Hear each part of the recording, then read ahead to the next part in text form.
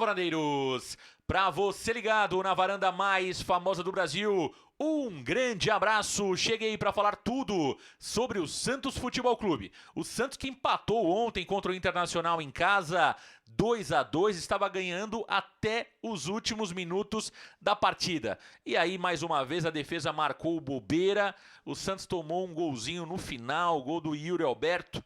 A lei do ex, mais uma vez, prevaleceu. O Santos que fez um bom primeiro tempo no dia de ontem, foi muito intenso no primeiro tempo, gostei do time no primeiro tempo, tomou um gol de início, o gol do Mercado, que saiu cara a cara com o goleiro João Paulo, a defesa acabou sendo pega de surpresa ali, né? E o Mercado saiu cara a cara com o João Paulo, abriu o marcador. O Gabriel Pirani empata na sequência, aliás, o Gabriel Pirani que ontem fez uma grande partida, é isso que o torcedor espera do Pirani, mais protagonismo, que ele realmente chegue mais à área, que ele seja esse jogador que realmente começou a jogar no Santos Futebol Clube, ainda com o Ariel Roland, e caiu muito nos últimos meses. E o Gabriel Pirani ontem fez sim uma grande partida, inclusive sendo escolhido pelo Varanda como o melhor jogador em campo na noite de ontem, o Gabriel Pirani. O Santos vira o jogo também com o Madson, num belo cruzamento do Lucas Braga, numa jogadaça do Lucas Braga pela esquerda, cruza para o Madson ganha do zagueiro do Inter e vira o jogo para o Santos Futebol Clube, e aí o Santos vai para o intervalo, jogando melhor, volta no segundo tempo até com uma certa intensidade, mas com 10 minutos do segundo tempo, o Santos cai muito realmente fisicamente. Jogadores como Marcos Leonardo, Carlos Sanches, pregados. Marcos Leonardo correu demais e realmente justifica o cansaço do Marcos Leonardo. É um jogador que se doou muito ontem, perdeu alguns gols que ele não pode perder, precisa ter maior tranquilidade na conclusão. E o Carlos Sanches, visivelmente muito abaixo da condição física normal. É um jogador que tem pregado no segundo tempo e o Santos não tem no banco de reserva um substituto à altura do Carlos Sanches. A grande realidade é que o Sanches, com 10, 15 minutos do segundo tempo de todas as partidas, tem pregado. E aí olhamos para o banco e não tem esse jogador que possa fazer a mesma função do Carlos Sanches.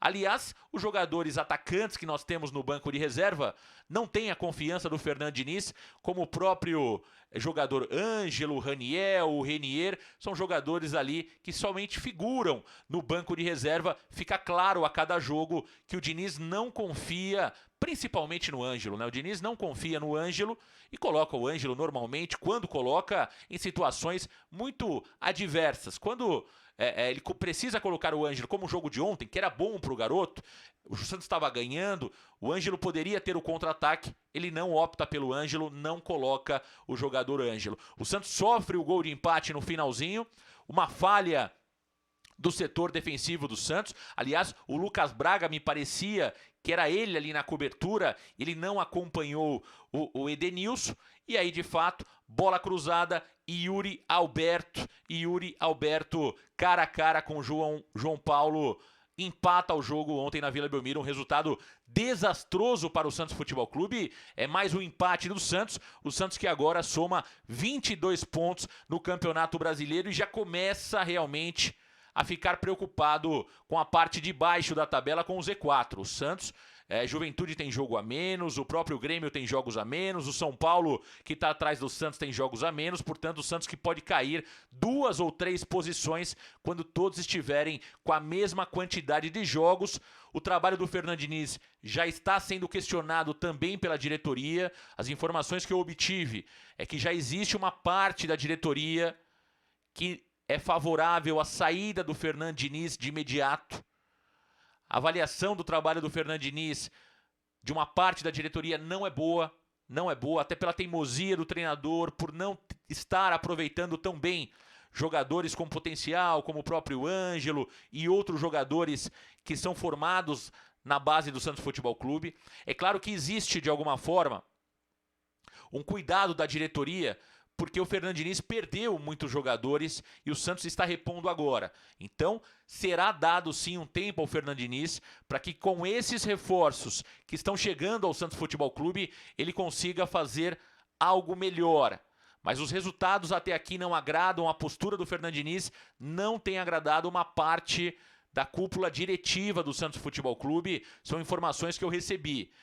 Isso está longe de ser uma saída imediata do Fernando Diniz. Não acredito que aconteça isso. Mas fica claro que o trabalho do Fernando Diniz começa sim a ser questionado também internamente no Santos Futebol Clube. O desentendimento de ontem com o Lucas Braga no final do jogo também não cai bem.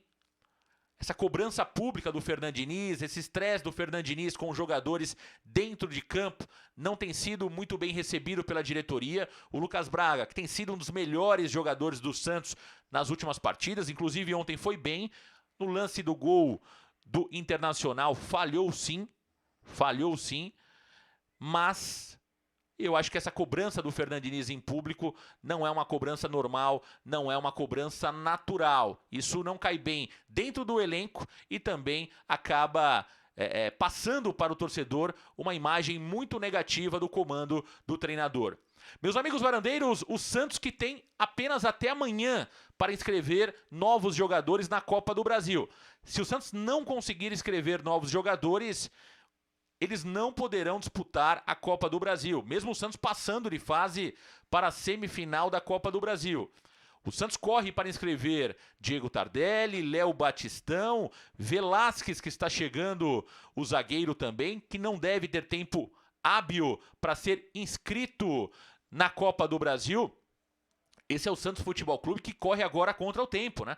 As negociações foram praticamente nos últimos dias da janela internacional. O Santos que tem 24 horas antes da partida contra o Atlético Paranaense para inscrever os jogadores na CBF, na Copa do Brasil. Então, corre um sério risco de alguns jogadores que estão chegando agora não serem inscritos. O Diego Tardelli, que vai precisar estar melhor condicionado fisicamente, não deve, sem dúvida nenhuma, jogar no Santos nos próximos 10, 15 dias. Ele que vai precisar de um melhor condicionamento físico. Diego Tardelli, que não joga uma partida como profissional desde março desse ano. Portanto, o Santos vai precisar trabalhar muito a parte física também desses atletas que não estavam jogando. Augusto Galvão, por exemplo, não vinha jogando. Inclusive, não foi nem relacionado na partida de ontem contra o Internacional.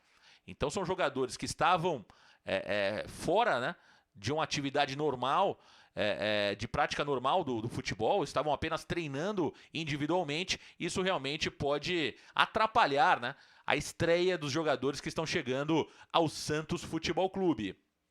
Meus amigos varandeiros, Santos e Atlético Paranaense, quarta-feira, 19 horas, hein? Uma partidaça. Diniz pressionado. A pressão da torcida é muito grande sobre o trabalho do Fernando Diniz e o Santos terá mais uma vez um grande teste na próxima quarta-feira contra o Atlético Paranaense. Lembrando que não vai poder contar com Camacho, que já jogou a Copa do Brasil. Pelo Corinthians, portanto Camacho é um problema. Marinho não volta para o jogo de quarta-feira e não tem previsão de volta. Talvez Marinho não esteja em campo nem contra o Flamengo no próximo sábado também na Vila Belmiro. É isso, meus amigos varandeiros. Aproveita, deixa seu like e se inscreva no canal. Um grande abraço, valeu galera, tchau!